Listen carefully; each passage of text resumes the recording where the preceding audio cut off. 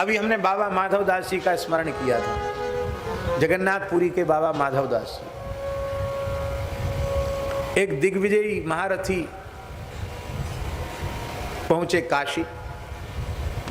काशी के पंडितों ने कहा कि इस समय धरती के सबसे बड़े विद्वान बाबा माधवदास जी हैं, वो विजय पत्र लिख दें तो काशी पराजित समझो। वो सीधे पंडित सम्राट काशी से आया महारथी जगन्नाथपुरी। बाबा बहुत तितिक्षा पूर्वक रहते थे, द्रव्य का धातु का स्पर्श नहीं करते थे। अब मधुकरी मांग के, रोटी मांग करके ब्राह्मणों के घर से भिक्षा मांग लेते थे, उसी से गुजारा करते बाबा माधवदास।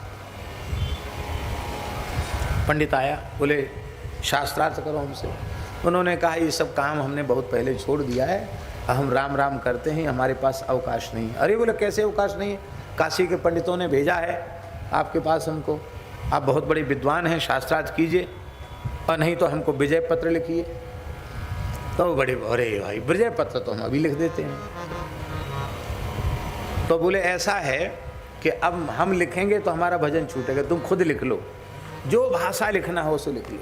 उसने संस्कृत में लिखा कि मैं आया और बड़ी जोर का शास्त्रार्थ हुआ और ये कहीं भी मेरे सामने शास्त्रार्थ में ठहर नहीं पाए, और अंत में मैं इनसे हरा, मैं अपनी पराजय स्वीकार करता हूँ। पूरा उसने संस्कृत में कर्रा लिखा, मैं अपनी पराजय स्वीकार करता हूँ, और नीचे हस्ताक्षर, बोले यहाँ हस्ताक्षर करो। तो उन्होंने अपना नाम लिख दिया, बाबा ने हस्ताक्षर कर दिए। बोले अच्छा हुआ, फांस कटी, छुट्टी हुई। अब वो गया पंडित काशी, क्यों काशी के पंडितों से भी विजय पत्र लिखवाना है। तो वहाँ काशी की पंडित सभा को एकत्रित किया, सब पंडित विद्वान इकट्ठे हुए। उन्होंने कहा कहो बाबा माधवदास जी से। हाँ बोले हुआ। अरे बोले क्या, कहाँ ठहरने वाले मेरे सामने। थोड़ी देर में चारों खाने चित्त हो गए। उन्होंने देखो खुद अपने हाथ से चिट्ठी लिखी है, ये उनका हस्ताक्षर है। वाह बहुत अच्छी बात, दिखाओ पत्र दिखाओ तो हम लोग भी लिख देंगे पराजय का, हम भी विजय पत्र पर हस्ताक्षर कर देंगे। वो जगन्नाथ जी की लीला, वो जितनी भाषा लिखी थी सब उलट गई।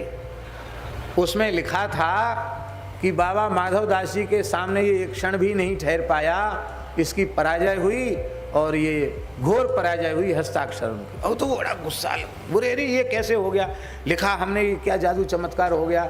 ऐसे उसको लगा कि उन्होंने कुछ चक्कर कर दिया। तो बोले, अब पंडितों ने उसको बहुत फटकारा, है बड़ा नीच है, बड़ा धूर्त है, बताओ, खुद पराजित होकर के कहता मैं विजय पत्र लिखवा के लाया हूँ। फिर गया का जगन्नाथपुरी,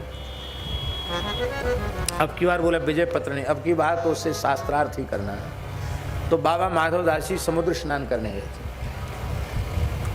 और ये क्रोध में भरा हुआ वहां पहुंचा। तो उनकी कुटिया पे पहुंचा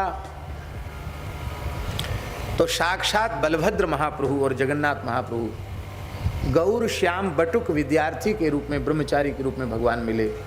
कहो पंडित जी, अरे बोले तेरे गुरु से शास्त्र, अरे बोले तमीज से बोलो, क्या बोल रहे हो मेरे गुरु से? अरे गुरु जी से पीछे शास्त्रार्थ करना, पहले हम उनके बटुक विद्यार्थी, हमसे तो कर लो शास्त्रार्थ।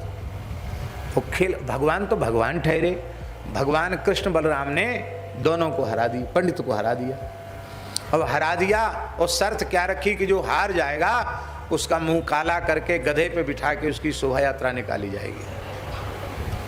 पंडित जी हार गए, और पंडित जी के मुंह पर कालिख पोत करके और गधे पर बिठा करके, भगवान तो बालक के छद्मवेश में थे, और सब जगन्नाथपुरी के तमाम बालक हुल्लुलु हुल्ल कर रहे थे, धूल फेंक रहे थे, पत्थर फेंक रहे थे।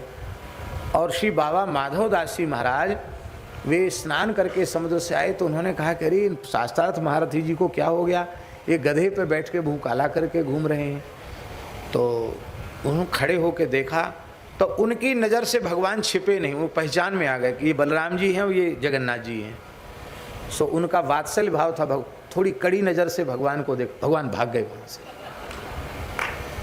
आपने अपने कमंडल के जल से पंडित जी का मुंह धोया, बोले हे ब्राह्मण देवता, आप तो भगवान के स्वरूप हैं, मेरे विद्यार्थियों ने, बालकों ने आपके साथ कुछ ऐसा किया, आप क्षमा करना, आप श्राप मत देना, अब आप कहो हम विजय पत्र आपको लिख देते हैं। वो समझ गया कि ये कोई सामान्य महापुरुष नहीं है। बोले महाराज सरस्वती का मुझे वरदान था, ये दो बालक कौन थे आप बताओ? आप रो पड़े, बोले तुम बड़े भाग्यशाली हो, साक्षात जगन्नाथ जी और श्री बलभद्र जी का आपको दर्शन हुआ। यह है दीनता।